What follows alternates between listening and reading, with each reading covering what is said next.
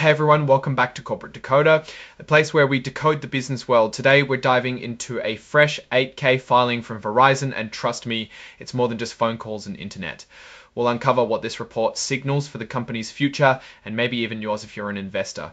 It's not quite a soap opera, but it definitely has some plot twists at these. What's to have a Discord community linked in the description below, so join us there for even more discussions on sure health checks to any major events that could shake things up, a company's future, and maybe even yours if you're an investor. It's not quite a soap opera, but it definitely has some plot twists after iron, and it's our job to figure out what secrets it holds. We'll break down the key items from financial health checks to any major events that could shake things up. Make sure you are subscribed if you find value in these corporate deep dives.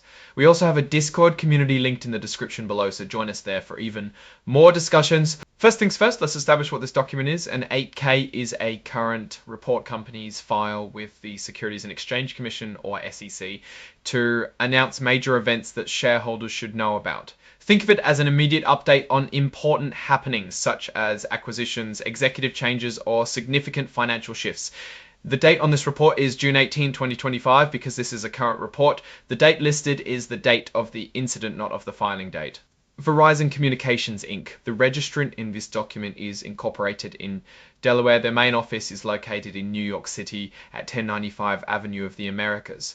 If you're trying to reach them, their phone number, including the area code, it's 2212-3095-1000. Now, the form asks whether this filing is intended to satisfy obligations related to certain rules about communicating with investors. These rules cover different situations, like when a company is planning to buy another company or wants shareholders to vote a certain way. In this case, Verizon has marked no to all these boxes, meaning this filing isn't directly related to those specific types of announcements. Here's a summary of the types of securities Verizon has registered.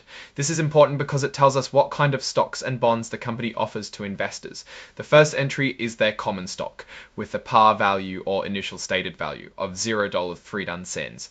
It trades under the symbol VZ on both the New York Stock Exchange and the Nasdaq Global Select Market, so two exchanges. Additionally, Verizon has a number of notes which are basically loans that investors can buy maturing at different dates running up to 2041.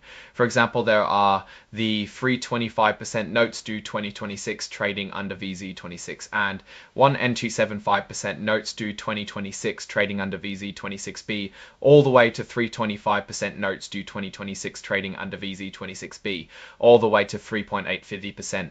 Fixed rate notes due 2026 trading under VZ26B, all the way to 3.85, and 2 due 2005% notes due 2026.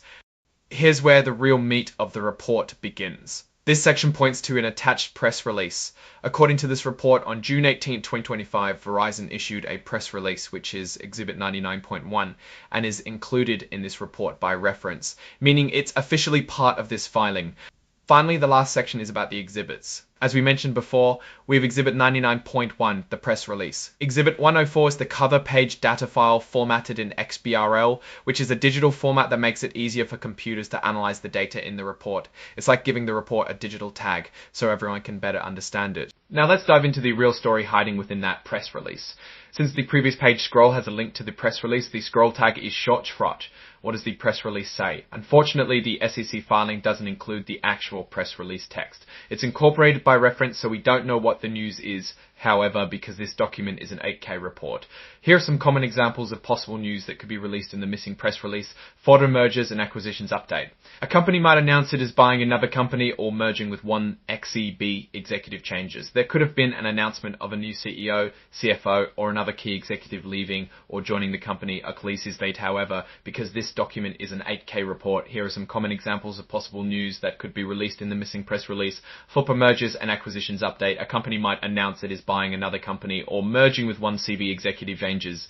There could have been an announcement of a new CEO, CFO, or another key executive leaving or joining the company. A 9 set is significant because usually financial results are reported in 10Q and 10K reports. So what's Verizon's direction and what are the potentials and risks?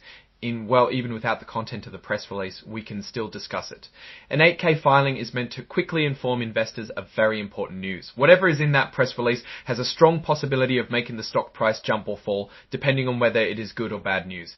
In general, Verizon faces fierce competition in the telecommunications market, battling not only with other established giants like AT&T and T-Mobile, but also with new entrants and evolving technologies from the likes of Starlink. The ability of Verizon to innovate and stay ahead of the game determines their destiny. We'll have to wait and see what they announced in their press release. That wraps up our deep dive into Verizon's 8K filing. What do you think Verizon announced in its press release?